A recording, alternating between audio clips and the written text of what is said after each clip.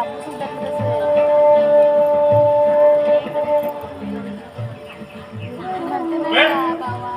ए उमे काय झालं? तुझा वेळ कोणता कोणी उचलला? कधी ठेवला होतात? कधी काय नवीना उचलला कोणी? मला काय माहित. सकाळीच ठेवला होता, सकाळपासून शोधतोय. तुमच्या वस्तूंना कोणी हात लावतं का? शामत आहे कुणाची? सकाळपासून शोधतोय. इथंच ठेवला होता. कुठेतरी बाहेरच विसरला असेल बघा. विसरणार? मी? अरे इथंच ठेवला होता. कोणीतरी नक्कीच चोरला असता. आता जातो आणि तेवढ्यात गाणं घालतो. नाही चोर रक्ताच्या उलट्याने मेला ना तर बघाच. अहो उगाचच कोणाच्या मरणावर टपू नका. टपू नका? मी टपतोय? तरी शब्दाला शब्द वाढवायलाच हवा का? मी वाढवतोय का? मी शोधते. शोध. आईला तिथे झोपते.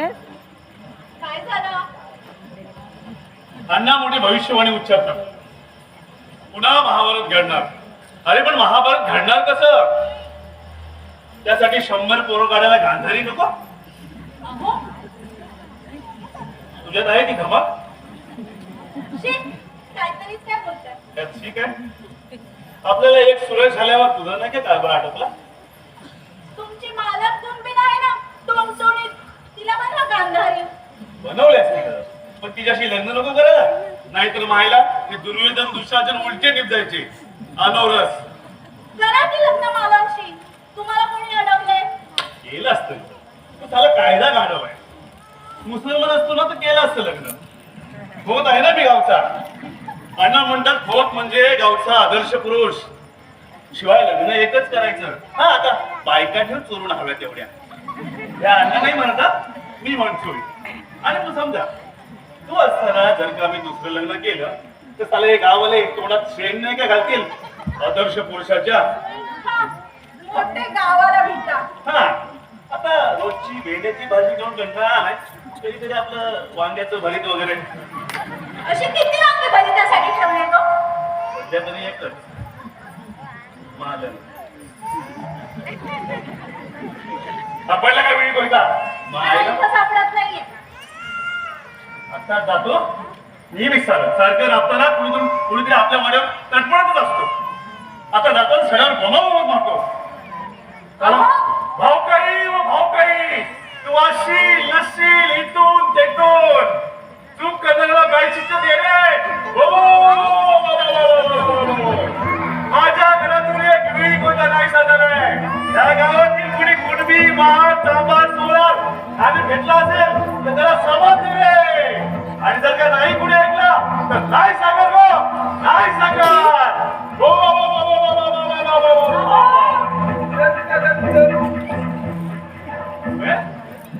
वेळी कोणता आला? मामा, या बसा. काय उमेचे मामा? तुला वेळी कोणता? चोर घेऊन येईल. मामा, बसा तुम्हाला. बसा. बाचीने सांगितलं. बोला सकाळ सकाळ अण्णांकडे काय काम काढलं? नाही म्हणजे मला असं म्हणायचं होतं की मोरूबा काय निर्णय घेतला? कसला निर्णय? तुझ्या घेतला. कसला निर्णय घेताय बोडक्याचा? काल बैठकीत चावून चावून सगळ्या विषय रवंत केले. माईला दारू एक आणायची आणि शेंगदाणे पावलीचे. पावली कम झाले की गांडू झाले. पंचपती घेऊन जांगेवर जाऊन बसा.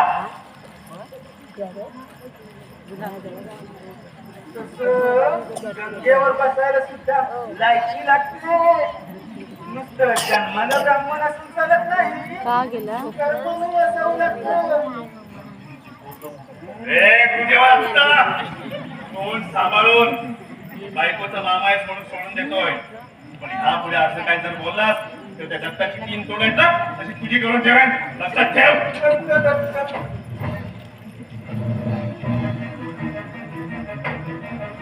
मामा, या. नको अहो घ्या. अण्णा येत आहे. वैश्वदेव करताय. तुम्हाला बसायला सांगितलं. बरं चहा करू की कोकम खरं तर आज तुझ्याकडे जेवायला चालू होतो, पण आता इच्छा नाही. दत्त दत्त मूळ पाणी घेतल्यावर सुद्धा राखाड्यावर आधी कुत्रा सोड. कुत्रा? आमच्या घरात कुत्रा नाही मामा. हा, आता बेड्यात एखादा बैल असेल, मारकुटा. बैल म्हण, मारकुटा.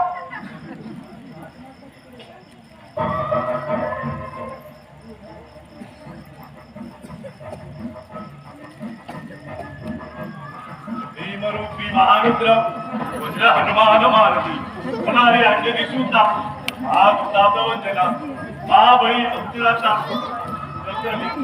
वैष्णवी ब्रह्मांड मांडिले. अहो मधलं राहिलं. ते मी म्हणत रूपा सुंदरा. ते मी म्हणत म्हटलं दत्त दत्त भूत पेटा बाप दिसतो कसा पोडा. दत्त दत्त काय होणार रे? काय मामा? काय म्हणताय? हा? हे का मामा तुम्ही? अहो, बसा ना. आणि हे बघा मामा, आज जेवल्याशिवाय जायचं नाही हं. उमा, तुझा बघू यांच्या जेवणाचं बघ. अहो मामा, जेवायचं नाही म्हणतायत, रागावले आहेत. हो का? ठीक आहे. दिगूचा राग तेवढ्या पुरता ना येऊन जायचं. काही काही राग असे बाहेर काढता येत नाही. मनाला द्या चिपटून बसतात सुरवंटासारखे. हो का? पण अण्णा, अहो असं थोड्यात काय बोलताय तुम्ही? जे काही बोलायचं ते स्पष्ट बोला. हा? काय झालं? काय होणार? तुम्ही बैल दावणीला बांधून ठेवत नाही. उधळायचा. पण मामा, आमचा बैल काही उगाच नाही उधळायचा. तुम्ही त्याला दगड मारला असेल. दत्त दत्त जरा तुमच्या मोरूला मी त्याला दगड लागला. म्हणजे आमचा मोरू बैल काय? मामा, मी गैरसमज करून घेऊ नका माई. मला हे बघ दिगू, जास्त ताणून घेण्यात काहीच अर्थ नाही. ताणूनचा प्रश्न नाही आणला, पण काय काय झालं? मला सांगा, पुजाऱ्याला पाहून मागायला हवं. देवाची निश्चित पूजा व्हायला हवी. तशी होत नसेल झोपल्या तर दुसरा आणावा. झोपली थोडा दुपारची म्हणजे? अहो तुम्ही काहीतरी बोला. ते आपल्या मोरूला बोलताय. बोला तुम्ही याच्यावर. गेली 40 वर्ष तो देवळात निधीयुक्त पूजा करतोय ना. नाही मामा. देवावर तुझा घालतोय ना.